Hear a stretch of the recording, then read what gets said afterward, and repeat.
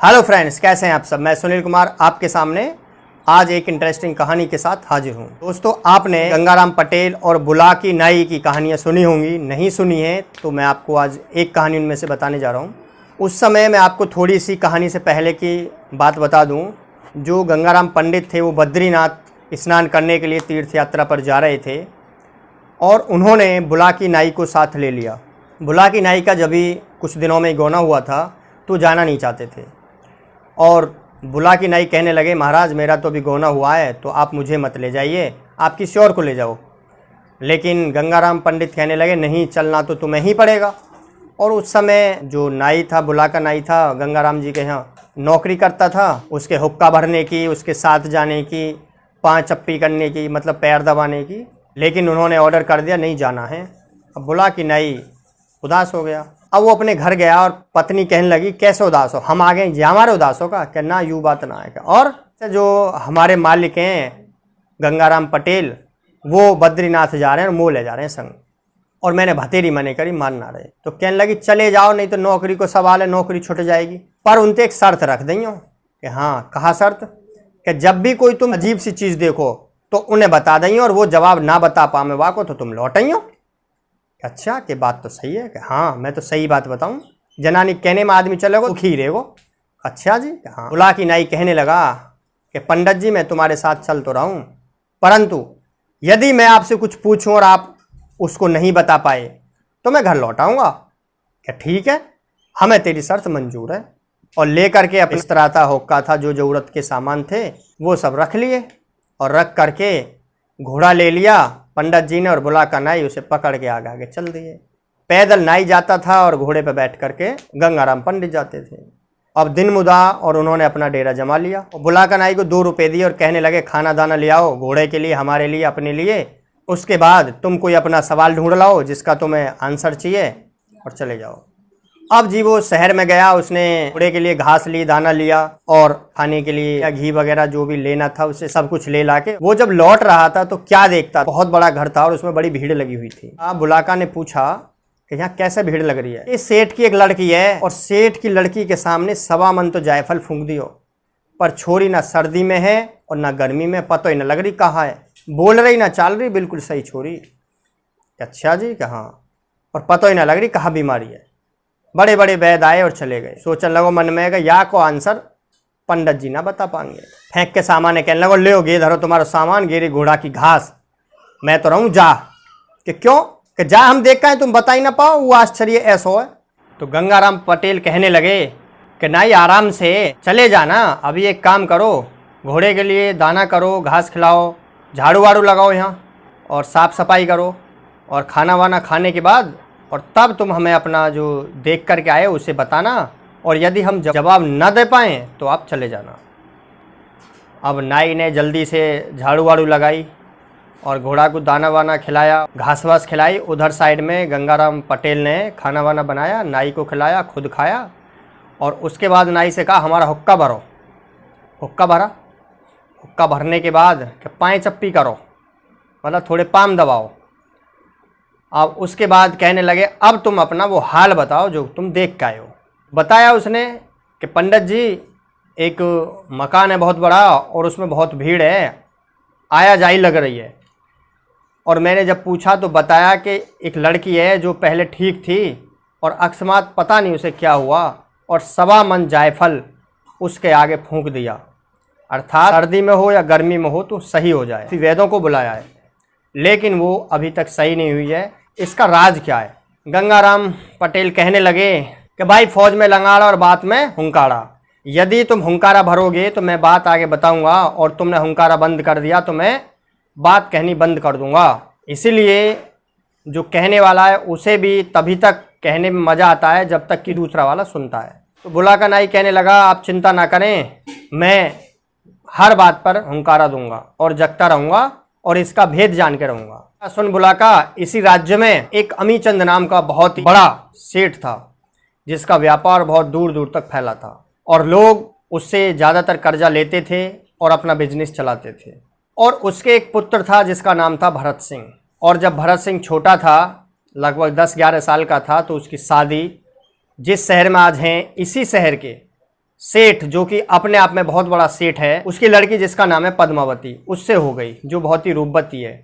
जब उसकी लड़की की शादी हुई थी तो अपने ससुराल गई थी। शादी के बाद कुछ दिन बाद लड़की रह करके अपने पीहर आ गई, और उधर साइड में कुछ दिन बाद जो सेठ था अमीचंद, वो खत्म हो गया। इस बात की खबर जो लड़की वाला था उसे नहीं लग पाई। जब सेठ खत्म हो गया तो उसकी खबर देता कौन ससुराल को? लड़का था इकलौता, उसकी पत्नी थी, तो वो दोनों ही बहुत ही गम में थे, और बाकी किसी ने भी कोई ध्यान नहीं किया। तो अर्थात लड़की वाले को पता नहीं लगा। अब क्या हुआ कि वो जब खत्म हो गया तो उससे लोग कर्जा ले जाते थे। जब देखा कि भाई जो सेठ है वो खत्म हो गया, तो सब लोगों ने अपना अपना कर्जा छुपा लिया। लड़का छोटा था, हालांकि कुछ पढ़ा लिखा था, लेकिन उसे पता नहीं था कौन कर्जा ले जाता है कौन क्या, उसे ज़्यादा जानकारी नहीं थी। अब घर में भी ज़्यादा कैश था नहीं, जिसकी वजह से कुछ वर्षों बाद ही कंगाली जैसी नौबत आ गई, जिस सेठ का इतना व्यापार फैला हुआ था और लोगों ने उसका पैसा दबा लिया। अब जो लड़का था उसके पास कोई काम था नहीं, वो करे क्या? भूखे रहने की नौबत आ गई। गांव में वो काम की तलाश में गया और उसे काम मिला, वो भी भैंसों को चराने का। कहने लगे भाई इतने पैसे तुझे मिलेंगे, भैंसों को चरा लाया कर। कुछ लोगों को पता था कि ये उन सेठ का लड़का है जो आज नहीं है, और पहले कभी ऐसा था कि लोग इनसे कर्जा ले जाते थे अपना काम चलाने के लिए, और बेचारे इतने अच्छे थे कि मतलब कर्जा भी यूं ही दे दिया करते थे। लेकिन आज की डेट में कोई उनकी सुनने को तैयार नहीं है और उनका पैसा वापस लौटाने को तैयार नहीं है। अब लड़का बेचारा जवान हो गया था, वो भैंस चराने जाने लगा। अब सब लोग अपने अपने ससुराल को बूरा खाने के लिए जा रहे थे, जिनकी शादी हो गई थी। शादी पहले हो जाती थी और उसके बाद गौना होता था। सब लोग ज़्यादातर बूरा खाने जा रहे थे। तो एक को पता था कि भाई इसकी भी शादी हो चुकी है, वो छेड़ने लगा, उसे कहने लगा कि भाई भारत तू बूरा खाने ना जा रहा अपनी ससुराल। वो कहने लगा ना जी, अरे यार पागल तो जानो चाहिए, कितने साल है। वो कहने लगा कि भाई माँ ते पूछूंगो। अब वो घर गया शाम को और कहने लगा माँ मैं भी बूरा खाने जाऊँगा। माँ कहने लगी तो अभी तो काम करने को ज़्यादा दिन ना हुए, तू एक काम कर, बूरा बूरा टार मार, बेटा अपने काम पे ध्यान लगा, देखियो खाने के बुला लें हमारे। ना माँ मैं बूरा खाने तो जाऊँगा। कहने लगी ना माने तो चल मैं तेरा इंतज़ाम करूँगी। और बेचारी कहीं थे कुछ पैसा को इंतज़ाम करके लाई और वाह दिए कि ले इनते बूरा ले जाइयो, और तो पतो तो है रास्ता की, ऐसे ऐसे करके जाइयो। कहाँ रास्ता तो मैंने देखो है। पैदल के रास्ते थे, बेचारो धक्का खातो खूतो वो तो शाम को वहाँ पहुँच गए ससुराल में। अब सेठ के घर के बाहर ही 2 पहरेदार थे, और वो घर में घुसने के लिए जैसे आगे बढ़ा तो उन्होंने रोक दिया। कौन है भाई, कहाँ जा रहा है? कि मैं सेठ जी को दामाद हूँ। कि तू दामाद है? अरे फटे हाथ नंगा ना भागे यहाँ से। अब बोला ना ना मैं सेठ जी को दामाद हूँ, और जो पद्मावती है वहाँ को मैं घर को हूँ। अरे तू चलो जाए तो पिट के जाएगा कहीं। और दूसरे गुस्सा ने 1-2 थप्पड़ मारे और मैं खींच के ना भागे यहाँ थे। और वो सोचने लगो हो कंगाली कितना बड़ा रोग है। तो सबसे बड़ा रोग कंगाली। और उसके दिमाग में आ गई अगर मैं कंगाल आज नहीं होता तो ये लोग मुझे सलाम करते और इज्जत के साथ अंदर ले जाते, और आज कंगाली है तो ये लोग मुझे मार के भगा रहे हैं। अब बूढ़ा बूढ़ा जो लाया बेचारी गगरिया पगड़िया वहीं फूट गई। अब वो बेचारा कहने लगा यार मैं जाऊँ कहाँ, कैसे जाऊँ, किस मुँह से जाऊँ?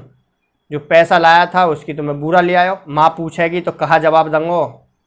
बउए लेने गए लेवा लाया बउए, अब क्या करूँ? उसने सोचा कि मैं यहीं कहीं रहूँ। और थोड़ी दूरी पर एक भड़बूजा बाहर झोंकता था, धान के मक्का के जिसके भी आ जाते थे उसे दानों को भूनता था। और वो बेचारा वहीं जा कर के बैठ गो। और भड़बूजा कहने लगवाते अरे कैसे बैठा भैया, कौन है?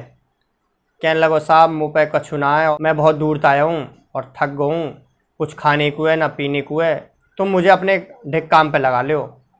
बोलो ठीक है चल हमारे ढिक काम कर ले तू, हमें ज़रूरत भी है, तो 1 पैसा रोज़ को मिलेगा।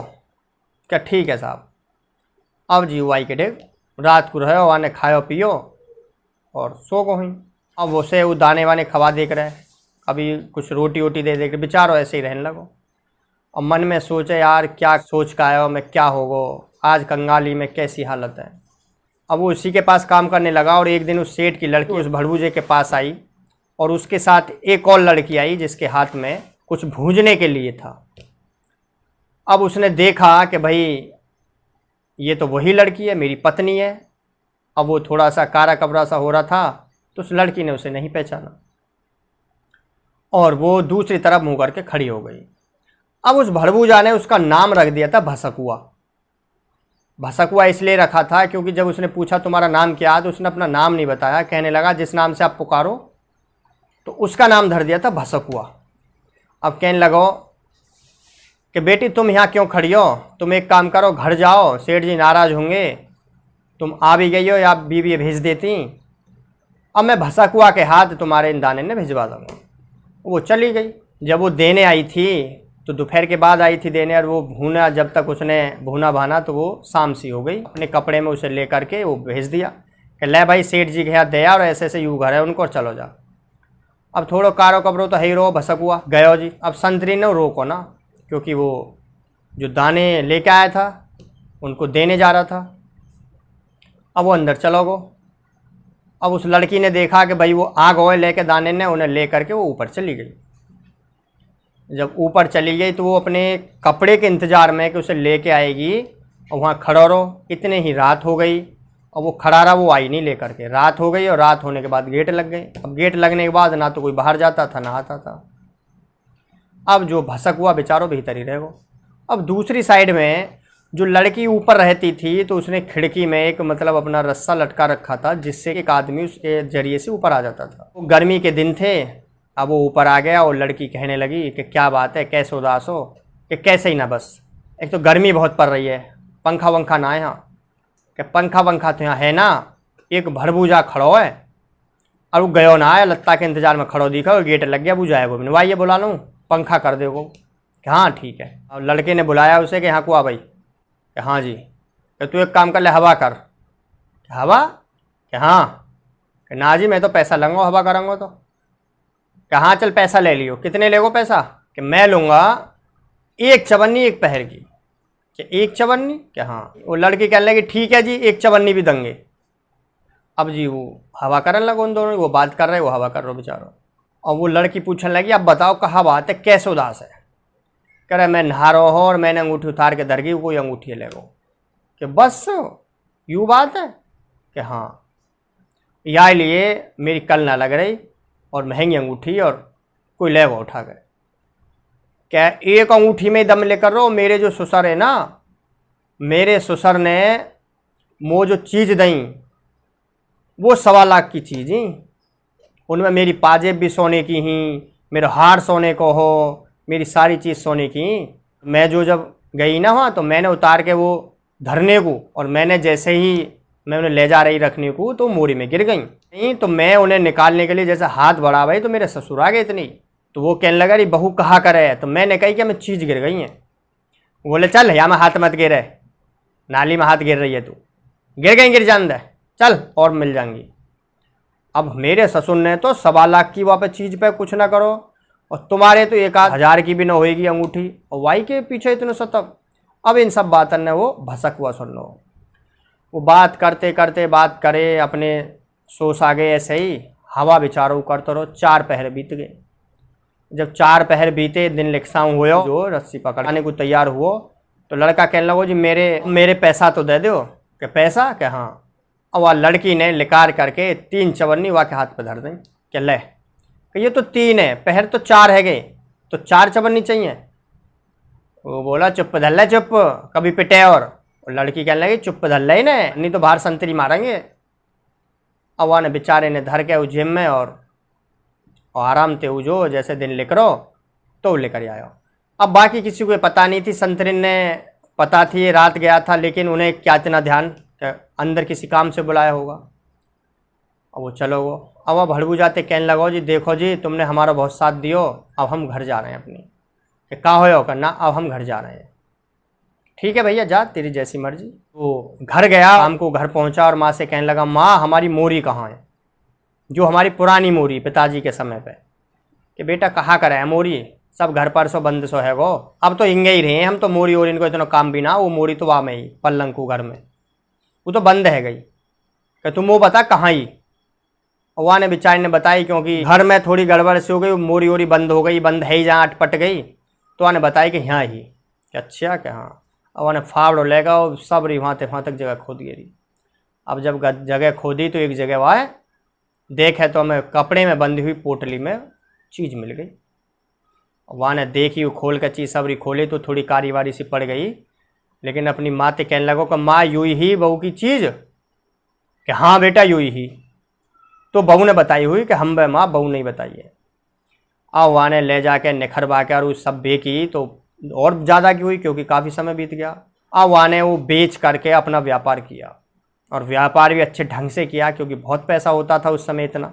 और जितने भी लोग अब उसके पिता से ले जाते थे कर्ज, उन्हें याद आई, वो सोचने लगे यार इनका लड़का तो बहुत बड़ा सेठ बन गया है और इनसे अब बिगाड़ने में कोई फ़ायदा नहीं है, इनका पैसा है काफ़ी दिन बरत लिया, अब लौटाने में फ़ायदा है।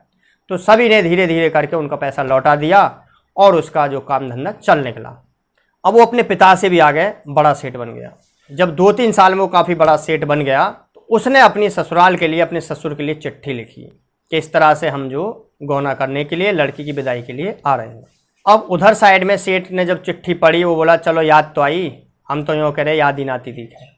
बड़े शान शौकत से नौकर चाकरों को ले गया और अपने बग्गे सजा करके ले गया। इतना सुंदर लगता था। जब वहाँ पहुँचा तो वही संतरी जिन्होंने उसे धक्के मार के निकाल दिया था, वही संतरी कहने लगे यूँ है सेठ जी को दामाद, आयो भिकमंगा कहीं को वहाँ टाइम पर, ये सेठ जी को दामाद, देखा कैसे नौकर चाकर आया के संग, और सब लोग आए थे वहाँ। अब जी वहाँ सब काम होने लगे। एक रस्म होती थी पहले कि दूल्हा को बिठाया जाता था, दूल्हा बिठाई होती थी और दुल्हन वहाँ बैठती थी और दुल्हन को दूल्हा कुछ देता था। अब जो दूल्हा बिठाई हुई, गंगाराम पंडित बताने लगा कि बुला का नाई सुन रहा है कि हाँ जी, कि ध्यान से सुनियो कि हाँ। जैसे ही वो दूल्हा बिठाई हुई, दूल्हा बैठा और वहाँ पर लड़की आई और उसकी कुछ सखी भी आई। अब दूल्हा और दुल्हन चुप बैठे थे। दुल्हन की सहेली कहने लगी कि जीजा जी हमारी दीदी को कुछ दो, हाँ दंगे कहें तो सही कुछ दो। अब उस लड़की ने कहा जी कुछ दो, कि हाँ दंगे। अब उसने अपनी जेब से वही 3 चवन्नी निकाल के उसके हाथ पर रख दी। अब ये सखी कहने लगी ये क्या है, ये तो इन्हें पता है कि 4 पहर मैंने पंखा ढेड़ो, ये चवन्नी इन्होंने गहाई। अब जो लड़की जो समझ गई कि ये तो भाई वही है, ये तो मेरा पति है, इसका मतलब उस समय यूँ ही आया हो और या ने तो सब कुछ देख लिया। अगर इनने बता दी अब यहाँ तो मैं यहाँ मारेंगे मेरे घर के, और ये घर ले गो तो घर मारे वो, अब मेरी जान बचेगी नहीं। और उस लड़की को सतब हो गया, सोच हो गया अब करूँ क्या। अब सोच में लड़की जड़ हो गई, वहीं बैठी रही। अब लड़के ने कहा कि कुछ पूछो, कछ बोले ही। अब जी कछ भी ना बोले, और जी देख देख लड़का वो तो लौट आयो अपने जो संग लेगो सेठ जी ते कह के सेठ जी लड़की अगच परेशानी सी लगे, जब सही है जा तो बता देंगे। अब वो तो जो मतलब चलाया लेकर के, अब वो लड़की जड़ हो गई वहीं। कोई जो भी पूछे कुछ ना बतावे, बोले न चाले, हिले न डुले, अब कहीं न जावे। और ऐसे बुला का नाई वहाँ के सामने कुछ लोगों ने लगी कि सर्दी में आ गई है, कुछ ने लगी गर्मी है गई है, तो 1.25 मन जायफल या के सामने फूंक दियो, लेकिन यहाँ पर असर ना है। अगर ये जाएगी तो वहाँ मारेगो, और जब वो ले जाएगो तो बता के जाएगो और मेरे बाप यहाँ मारेगो। या डरते वो कुछ भी ना बता रही है, या लिए ऐसी बनी हुई है, बुत बनी हुई है। तो बोला का नहीं तेरी बात को मैंने भेद बता दियो, अब तू भी आराम कर और मुँह भी आराम कर दे।